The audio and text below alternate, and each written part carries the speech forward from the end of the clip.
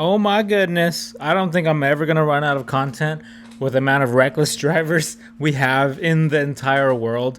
And it's something that I've seen most of my freaking life. I'll tell you guys a quick story before we start this commentary. When I was in high school, and there was Integras and Civics were really popular back then. It was like the car to get for us, right? And I remember a story. I think it was on Fruit Ridge, and some of my friends will remember.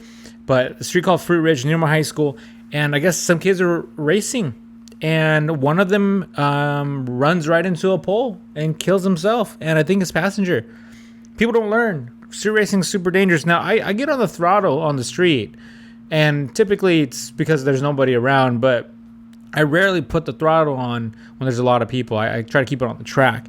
But you guys want to watch a video? Check this out. This is scary. And the cool thing is there's two angles on this. So we'll watch this and see what's going on.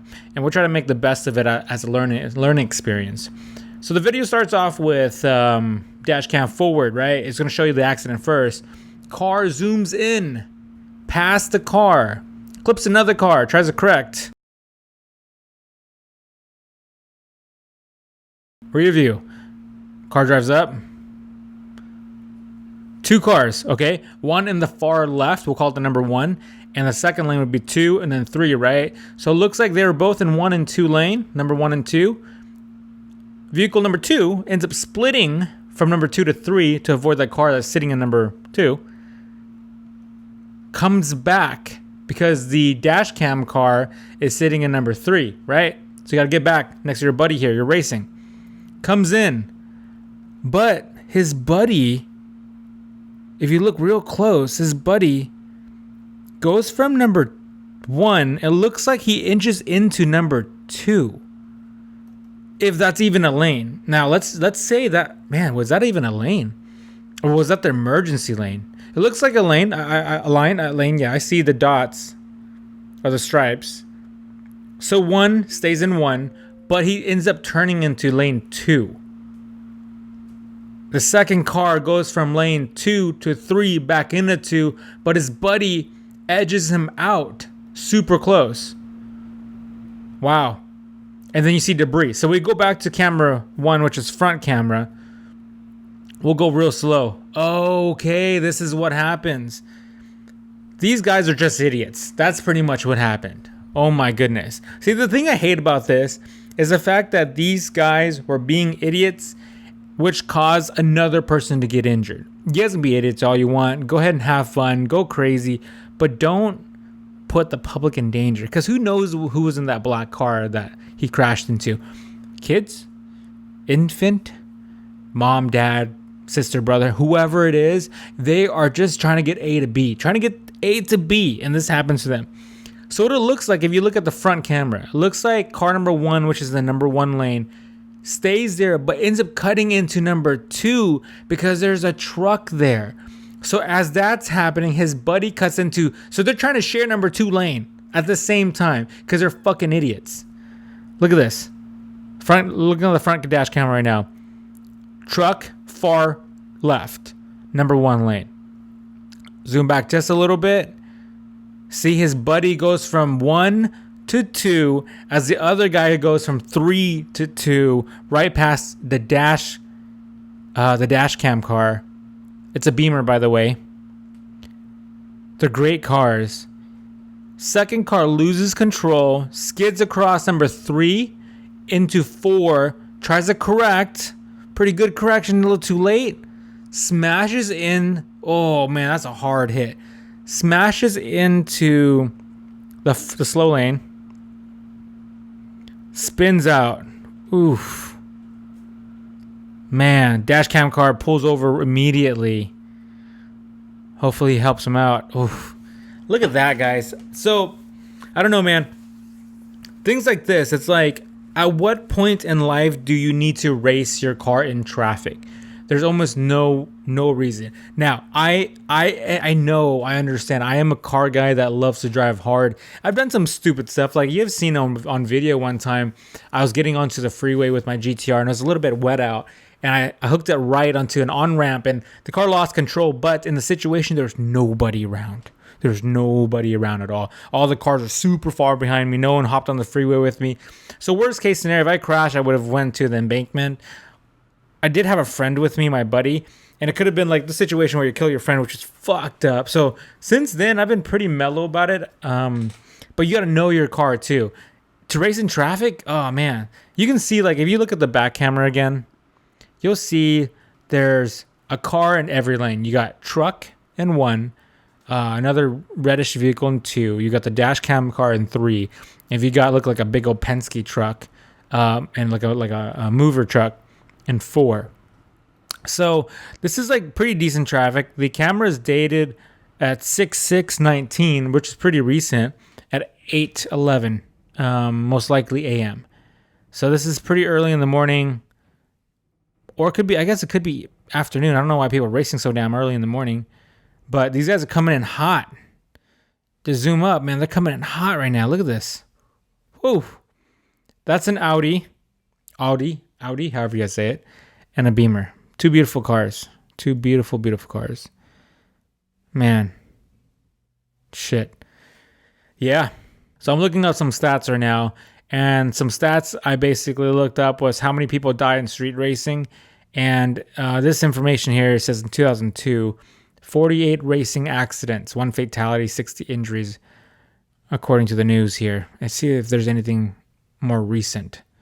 But, dude, type in racing accidents. I get some stuff from Houston, from Los Angeles, of course. See, the thing is, like, it's always in densely populated areas. Man, if you want to be a street racer and be pretty crazy, I see those guys who, shut down streets and stuff. Hey, that's the culture, and that's whatever. I'm not condoning it, but that's better than doing it in a populated area. Let's see, 2001 National Traffic Safety Administration, NHTSA, reported police listed racing as a factor in 135 fatal crashes. The total is up from 72 street racing fatalities in 2000. All right, let's look something else first. Hold on. Let's check this out.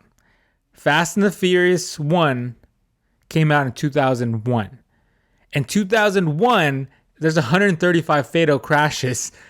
In 2000, there were 72. Now, I am not blaming the movie at all, but to prove a point, it's culture, right? Our culture changes and shapes things. So if you guys see a movie, and this is just speculation, and this is probably what the police did too, was if a street racing movie came out in 2001 and the crashes almost doubled. Yeah, almost doubled. Because of the movie release year, you can kind of assume, this is where you guys learn about stats in college or in high school. You can manipulate stats. You can assume that street racing from the movie caused street racing on the street, which caused more accidents, which means we should ban the movie. No, I'm just kidding. But that's just interesting because I have always said that street racing has been a thing since as long as I can remember, before the Fast and Furious movies came out. But I know guys started being more crazy when the movie came out. Now, we jump to this point in history right now. Street takeovers are huge, right? Instagram is huge, Snapchat's huge, and people are showing off more on social media. So that means that more people are taking a risk to be viral, I guess. And people are doing more things to get on Instagram. I personally have seen more normal people try to do a donut and burn out than when I was younger. So I don't know, we're speculating once again. Is social media the cause of more street racing or showing off or takeovers to get likes and viral, to get more followers? So if we take that theory of today and kind of rewind it and look back, 2001, there was more street racing crashes and fatalities. Fast forward to now, do you guys think, here's a question for you guys. Do you think social media has increased the likelihood of people doing crazy stuff in cars because car guys can get more likes and followers? We know that there's some Instagrammers out there and some probably YouTubers that have their content from strapping on GoPros and just racing through traffic. I definitely don't condone those guys at all. So dangerous. But would this culture be around as much if social media wasn't around? Real question.